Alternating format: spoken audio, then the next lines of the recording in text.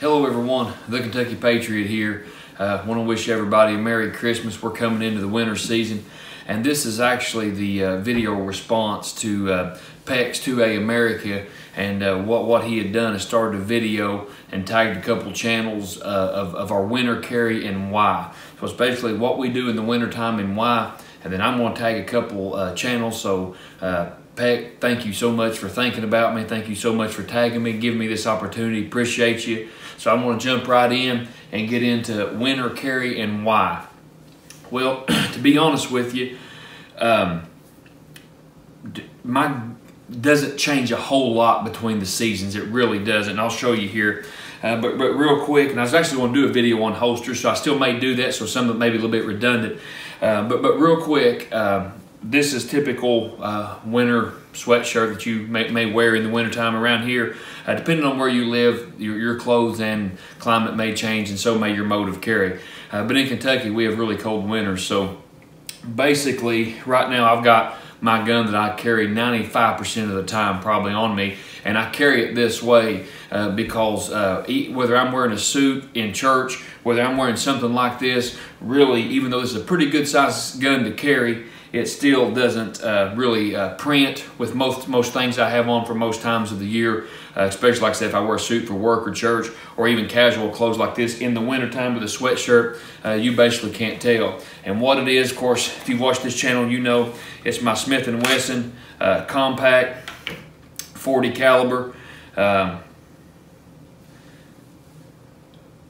Love this gun. It's been by my side many times. And I got this Safariland holster, and I was going to, like I said, talk a little more about holsters in another video. But I have this. There's different makes and models, but this brand is a paddle holster, and with the Safariland, fits right in, fits good and snug. Got a finger release right here, pulls right out. It's not a Serpa, but I absolutely love it. And like I said, with most of the time, the clothes I wear, that is very concealable, and nobody ever knows I have it. Even with like a long sleeve t-shirt or whatever in the summertime, I can throw that over that, and it's very concealable. Unless I'm stretching or doing something out of the ordinary from day to day, that's pretty much what I carry year round. So I do have a 1911 that I do love. I'm a huge 1911 fan, but regardless of the temperature or my clothing, to be honest with you, as much as I love it for the range, to talk about the look, the history, you know, all the good things I can say about a 1911, really, even in the wintertime, if I'm wearing a big, huge coat, I still don't really think, it never really crosses my mind to carry that gun. Love it for the range, but it's so big and heavy. And I've got a Safariland holster. I love this holster. I was very disappointed with the Safariland 1911 holster. But I was tickled with this one. I'll go into all that in another video. But there's never really a time that I think, you know, even with a lot of clothes on, that I want to carry that 1911 because of the size of the gun and the weight of the gun. There's folks that do, and if that's you, you know, God bless you. But I'm not a big 1911 carry fan. Even outside the waistband on pretty days, it's still just a little big for me to carry. Now in the wintertime, or even in the summertime sometimes, if I have to go deep concealment, if for whatever reason I really need to go deep concealment, what I do is I've got this little inside the waistband holster. The way it works is you just, of course, slip it inside your waistband just like this, and then for what I carry is the this is a 9mm shield. My wife's got the 40, but this 9mm shield goes right down in here, and the shield's still a little bit big of a gun for an inside the waistband, but I'm kind of a bigger guy, so what I do is just slip it, and these guns are unloaded, by the way. There's not one in the chamber or anything, so you know, I'm not going to actually do it, but you can see it slips right down in my waistband. I guess I can do it sitting, but you see it here, very concealable. Even with a t-shirt, even with a sweatshirt, no matter what, this gun is very comfortable on me sitting or standing. And when I say very comfortable, I mean very comfortable for inside the waistband. It still is not near as comfortable as this outside the waistband, but when you have to go deep concealment, like I said, this does not print even with a t-shirt. Nobody will ever know you have it. And this is comfortable enough for a day or doing this or that. But if you're going to be sitting up, down, moving a lot, like I said, inside the waistband is not nearly as comfortable. But I still have, and the 9mm and 40 caliber, this one's the 9 and the 40 caliber my wife carries is the exact same gun, just the magazine holds a little bit less and the barrel's a little bit larger on the 40, but you can interchange this with whatever shield you have. And I will just throw this in there. You need to get basically for everyday carry, you need to get a holster that fits your gun, not a one size fits all, or not, in my opinion, not a holster that you know, will have 15 different guns. It may fit yours all right, but you want one made for your gun. So like I said, in the wintertime, in the summertime, wherever, I can get this, you know, very accessible, and it's very comfortable. Like I said, forward inside the waistband.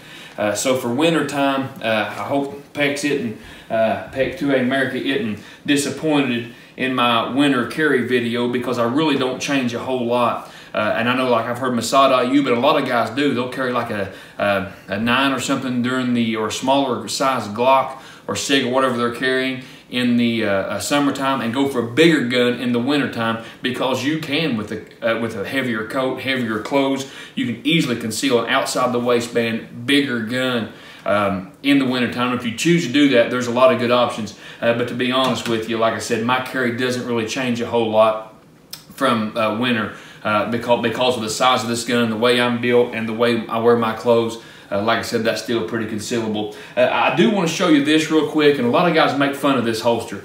Now, I do not recommend this for everyday carry. This should not be your EDC gun per se, like when you're in town. But I will tell you this, for hiking or something like mowing my lawn. I'm one of these guys, I'm always armed. So if I'm out mowing my lawn on the riding lawnmower, and you don't want a holster that's literally, you can put this holster outside the waistband. Of course, this is more summer carry, or unless you're hiking in the winter, and it's extremely comfortable, and it's not going to matter if something happens to this. This is cheap holster, but I do believe these holsters have their place, especially if you're in the winter carry, and if you're out shoveling snow, and you don't want something like this that's hard and cold and Kydex, any kind of holster like that. For the winter time, if you're just out shoveling snow, or you're on a hike, or you're walking your dog in the winter time, or taking your dog out or whatever, I know, like I said, a lot of times people frown on these holsters or laugh at these holsters. Like I said, not everyday carry, but they do have their purposes. I really believe that they do. And for a good wintertime gun, even if you're playing the snow, you're not going to get hurt this holster. If it gets a little bit wet, throw it in the dryer. It's very tough. It's very durable. I've had this for years, and I do carry this. Well, like I said, when I'm hiking, mowing the lawn, it does have some really good purposes. It's really cheap. It's really comfortable. You just slide your gun right in there, you know, put it on your belt. You'll never know what's on there. It's that comfortable. And not to make this video too long, or to go on about things that you know, that maybe doesn't pertain to a winter carry, but even this little guy right here. I don't know if you've watched this channel and you've seen this little guy. This is a 22 Magnum for North American Arms. I had the Pug. My dad wanted it, so I sold my dad the Pug, and I went back to get this one, which I love. This one, which is a little bit bigger, but this would be more. Not that you couldn't carry it in the wintertime. But most of the time in the wintertime, people want a bigger gun because it's easier to conceal, and they can have more capacity, a bigger gun, more knockdown power, as Pecks 2A America had talked about, and I agree with him 100%. You know, you want the bigger caliber if your life depends on it. Real quick, if you know, if our life depends on it, we want a 500 Smith & Wesson Magnum, but when it comes to carry, we want to carry something like this. So what you do is you kind of improvise and get the best of both worlds. But as I've mentioned before, there's even a time for this gun. If you are going somewhere like in Florida, you know, if you live down there, you're not really going to have a wintertime carry as much as somebody that lives in North Dakota or in Kentucky or anywhere up north. But there is times that I do carry this gun, mainly just on vacation. Like if we go to the beach and it's summertime, like I said, I don't want to carry a whole lot on me, just to throw this little guy in your pocket. I understand it's not a 40 caliber. I understand it's not a 1911, but still to have 5 rounds of a 22 Magnum with you up close and personal, I think it can certainly get you out of trouble. But basically, this is my EDC 24/7, to be honest with you, even in the wintertime.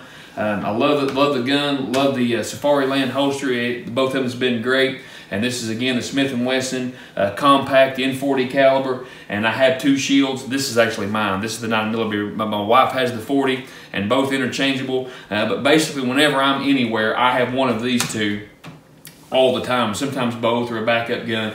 But this right here has been a great carry option, and everybody's size is different, everybody's build is different, everybody's clothing style is different, like we've talked about. Whether you live in the southern tip of Florida or whether you live in Buffalo, New York, or Maine or Alaska, your means of clothes in the wintertime is going to be a lot different, whether it's Texas or whatever. So that's why Peck wanted this video started, is to get different people, to tag different people, so we get a big group pull of different opinions, different thoughts, different ideas. But I agree with Peck. If you live somewhere where it's really hot in the summer and you dress down and you have a smaller gun, it certainly might behoove you in the wintertime, if you can carry it comfortably, to get a bigger gun or gun with more capacity, because as the winter gets cold and you can carry a gun easier, the perpetrator's probably going to have thicker clothes, more clothes, long johns, Carhartts, wool, heavy clothing, leather, and the more gun you have, the better off your chances of survival may be if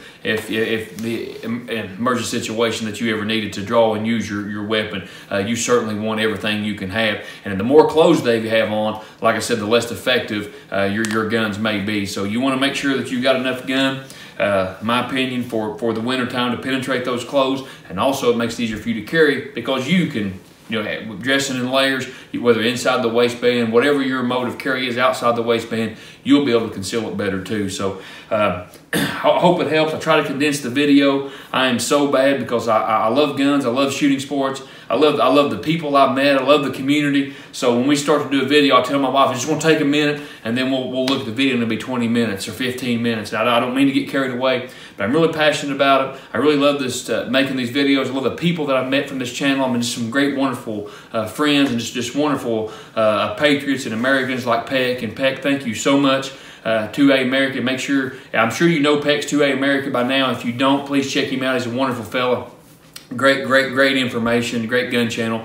But thank you so much, Peck, for tagging me and allowing me to make this video with you. But one thing he asked is that if he tags us, for us to tag another channel or two, he said it was up to us. So I kind of wallowed it around, but there's two that come to my mind really quick, and I called them, and they said they would do it. And it is hard to narrow it down because these guys did come to my mind, but there's others that I think so much of, and there's others, and I couldn't tag everybody and mention everybody. But two that come to mind was, one was Loads of Bacon. He reloads and does a lot of shooting. He started the Reloaders Network. He's been a huge asset to the Second Amendment community, to YouTube, and now he started his own network, the Reloaders Network. So make sure you check out Loads of Bacon. But I want to tag Loads of Bacon and see what his thoughts are, his winter carry, his everyday carry, get his thoughts and opinions on it. Appreciate Loads of Bacon and all he's done.